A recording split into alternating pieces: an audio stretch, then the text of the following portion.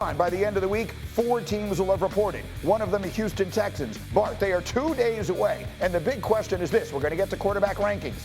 Is C.J. Stroud already a top 5 quarterback in the NFL? I would have to say no. That's tough to say. I think he's well on his way. I can say he's one of the leaders of the new school, but I think it would be disrespectful to the guys that we've seen a large sample size of. But I tell you what, they've done a tremendous job in giving him the records and giving him all the resources he needs to rise to the top. After this year, if he does what he did last year, I have to go ahead and bow to the new champ. You will find out in a moment where he is ranked. Let's go to the Bears next, however, Jeremy Fowler. They will report in 4 days another young budding star, perhaps in Caleb Williams. Is he going to lead the Bears to a winning season in his rookie year?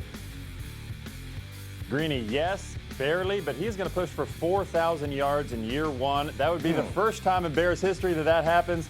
Teams are going to rue the day they let the Bears take Caleb Williams and Rome Odunze, the wide receiver, in the same top 10 of the draft. That pair has a chance to be really dynamic. And then the defense was great last year. So if the offense just has a pulse, they should win a lot of games. Let's be clear. The Bears have not just never had a rookie throw for 4,000 yards. They've never had anybody throw for 4,000 yards. 5 days from now, the Ravens open their camp. Hey, Robert Griffin, is it now or never for Lamar Jackson to lead his team to a Super Bowl? Well, Greeny, if it's now or never for Lamar Jackson to lead his team to the Super Bowl, then it's now or never for every established quarterback in the AFC. We got to stop playing games with this guy's name, but understand that no one puts more pressure on themselves than Lamar Jackson, and the pressure is high. That's why they brought in Derrick Henry, and they're going to utilize that great defense in the second year of Todd Monken's offense. This team is going to be ready to roll. 2-time MVP. We'll see where he is ranked in the top 10 in just a moment. But first, Graziano, I come to you.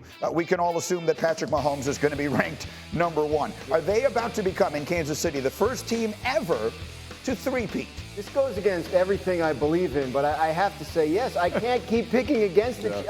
Like I had the Ravens to win the AFC Championship game. The Chiefs went into Baltimore and took care of it. At this point, until you see them lose, I don't know how you pick against Patrick Mahomes and the Chiefs. Repeating is tough, but they just did it.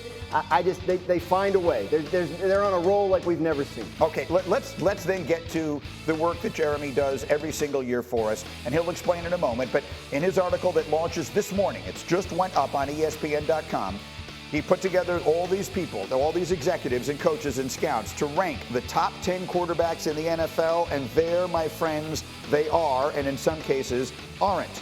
Patrick Mahomes, number 1. That's no surprise. Joe Burrow, Josh Allen, Lamar Jackson up to number 4. I want you to just soak in these names and pay attention to some that aren't on this list of the top 10, including perhaps, Tua Tagovailoa and some others. Jeremy, let me come to you. As you're putting together the list, what is the biggest takeaway that fans should have from understanding how it comes together and how it turned out? Yeah, Greeny, the NFL is ripe for a new crop of champion quarterbacks. Right now, it's a little bit static because you only have 4 active starters who have won a Super Bowl. Aaron Rodgers, your man. Matthew Stafford, Russell Wilson, and then, of course, Patrick Mahomes. But there is a loaded group of quarterbacks 27 years old or younger. Many of them are from the AFC. It's sort of the golden age of quarterbacks on that side. So as I polled dozens of scouts, coaches, and executives around the league for months on all 11 positions, including quarterback, the consensus is there is a lot of young talent that is trying to unseat Patrick Mahomes. There's a time to get him out of there potentially. He wins every year. Somebody's going to do it one year. Okay, so that's sort of the table being set. The most notable thing to me, and Jeremy, I want you to explain what it is we heard, is the absence of Jalen Hurts. I'm old enough to remember when Jalen Hurts was about to become the best quarterback in the NFL. That was, 365 years ago, days ago today. It feels like years, but it was a year ago today. Jalen Hurts was as ascending a player as you could possibly be. He was on the verge of winning MVP and all the rest of that. Now he's not even in the top 10. What can you tell us?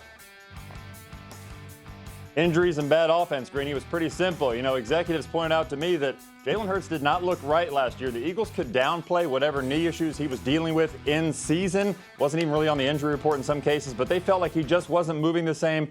Couldn't do that dual threat ability that he's so good at with the offense.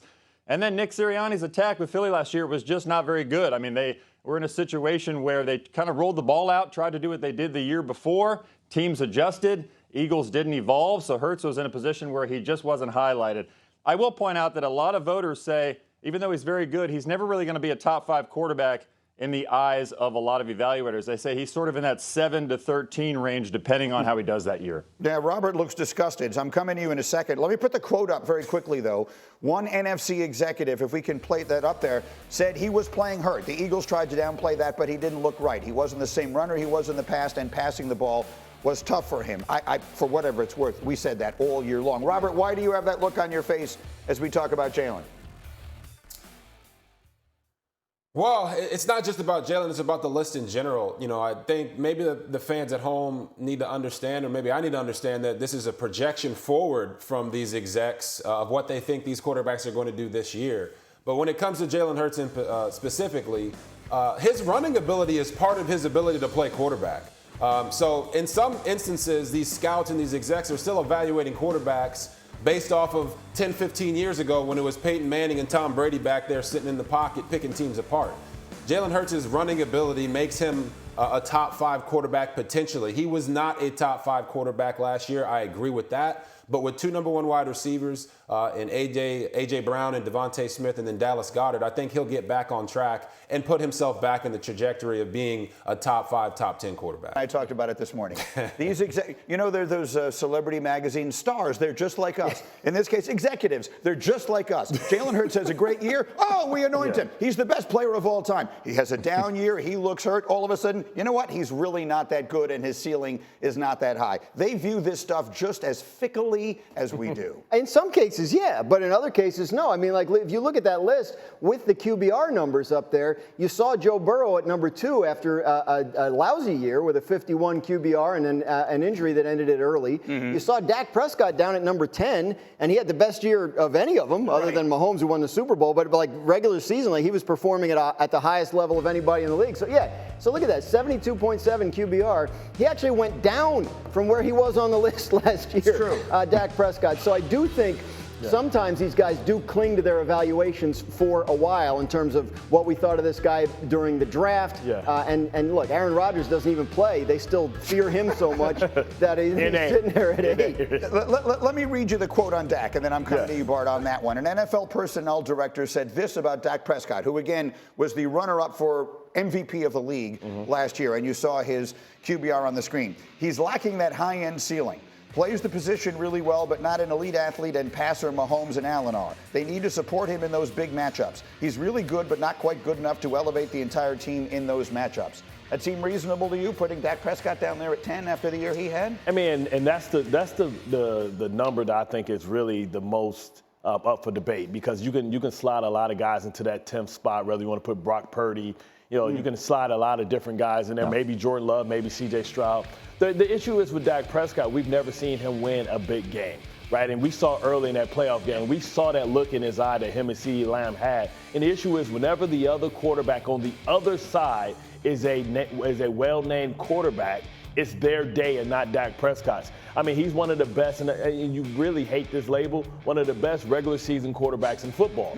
But when the situation gets big, he comes up small. So I think that's where he suffers. Because if you look at everything during a regular season, you would have to make him a top 5 quarterback, but you have to talk about how we really evaluate quarterbacks is wins and losses in high-pressure situations. And when it gets into the playoffs, Dak always comes up small. If he wants to erase that label and be elevated, he has to win some big games and go deep into the playoffs. I hear you. That's the thing. Like, the list is so, let's talk about how Mahomes-driven the list is, right? Burrow's at 2 because he beat Mahomes. Right? Like, that is the that's the reason he's hanging out up there. And if what we're hanging our hats on are big-time wins, then how is Justin Herbert 6th? Right. I'm not sitting here arguing against Justin Herbert. Dak's held to a different standard. He's an enormously talented player. I don't agree with that one as well. Well, look, he's great. I mean, if you ask me to name the guys I would want to start a team with, that I might consider Justin Herbert 6th. If you ask me who's going to have a huge year with Jim Harbaugh as his coach, I might consider Justin Herbert 6th. But if we're basing this on Dak never having won big games, Justin Herbert had, a 28-point lead in a playoff game and lost, Robert, right? So, I mean, there's not a lot of consistency of thought in this.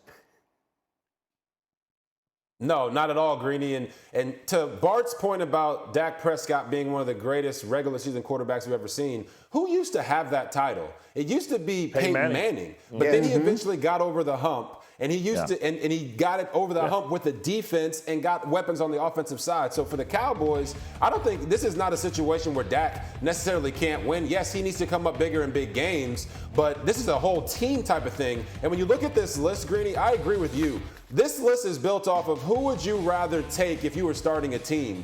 Because to leave Brock Purdy and Tua Tagovailoa off of this list, who were both top 5 quarterbacks last year, and you're telling me that now all of a sudden they're not top 10?